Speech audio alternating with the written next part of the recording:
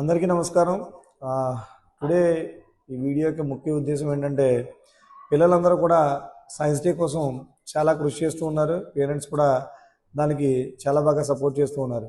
అయితే ఈ science day ప్రాజెక్ట్స్కి సంబంధించి కొన్ని విషయాలు నా ద్వారా పిల్లలకి అదేవిధంగా పేరెంట్స్కి కూడా షేర్ చేద్దాం అనుకుంటున్నాను. ముఖ్యంగా ఏంటంటే మనం ఏదైనా ఒక ప్రాజెక్ట్ని ఎంచుకున్నప్పుడు ప్రాపర్గా ఆ ప్రాజెక్ట్ని ముందుగానే మనం ప్రాపర్గా ఎంచుకోవాలి. ఎంచుకున్న తర్వాత దానికి కావాల్సినటువంటి మెటీరియల్స్ అన్నీ కూడా దానికి ఏమేమి పడుతున్నాయో మెటీరియల్స్ అన్నీ కూడా ఒక చోటకి చేర్చుకోవాలి. ముఖ్యంగా ఇక్కడ తీసుకోవాల్సిన జాగ్రత్త ఏంటంటే ఎక్కువ ఎక్స్పెన్సివ్తో కూడినటువంటి ప్రాజెక్ట్స్ చేయడం అంత ఆమోద్య యోగ్యం కాదు. ఎందుకంటే పేరెంట్స్తో ఎక్కువ అమౌంట్ ఖర్చు పెట్టడం అనేది సరైన పద్ధతి కాదు. కాబట్టి బడ్జెట్ని కూడా దృష్టిలో పెట్టుకుని ప్రాజెక్ట్ అనేది మనం సెలెక్ట్ చేసుకోవాల్సిన అవసరం ఎంతైనా ఉంది. దాని తర్వాత ముఖ్యంగా మనం చేసేటప్పుడు ఒక ప్రాజెక్ట్ని చాలా నీట్గా క్లీన్గా మనం రెడీ చేసుకోవడానికి ప్రయత్నం చేయాలి. అదేవిధంగా ఆ ప్రాజెక్ట్ చేసేటప్పుడు తీసుకోవాల్సినటువంటి జాగ్రత్తలు కూడా ప్రాపర్గా మనం తీసుకోవాలి. నెక్స్ట్ మరి ముఖ్యంగా చెప్పేది ఏంటంటే ఒక ప్రాజెక్ట్ మనం చేసిన తర్వాత ఆ ప్రాజెక్ట్ చేయడంతో పాటు దాని గురించి మనం ఎక్స్ప్లెనేషన్ ఇవ్వడం చాలా ఇంపార్టెంట్. ఆ ఎక్స్ప్లెనేషన్ ఇచ్చే విధానంలో మిస్టేక్స్ లేకుండా ప్రాపర్గా మాట్లాడడానికి, ధైర్యంగా మాట్లాడడానికి, మన కాన్ఫిడెన్స్ లూజ్ అవ్వకుండా మాట్లాడడానికి ప్రయత్నం చేయాలి.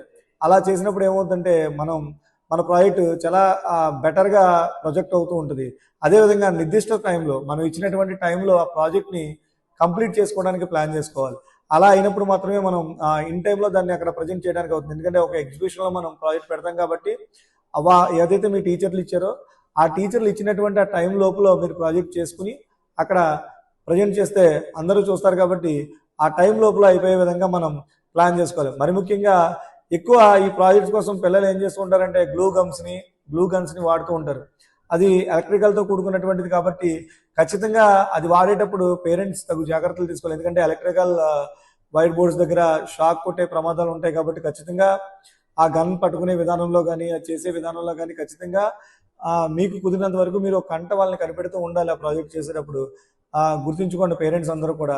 నెక్స్ట్ ఇంకేంటంటే మరీ ముఖ్యంగా చెప్పేది ఏంటంటే ఏదైతే టీచర్స్ చెప్పారో, ఏదైతే టీచర్ చెప్పిన విధానం ఉందో ఆ విధానాన్ని ప్రాజెక్ట్లో కనిపించే విధంగా ఆ ప్రాజెక్ట్ని డిజైన్ చేసుకోవాలి.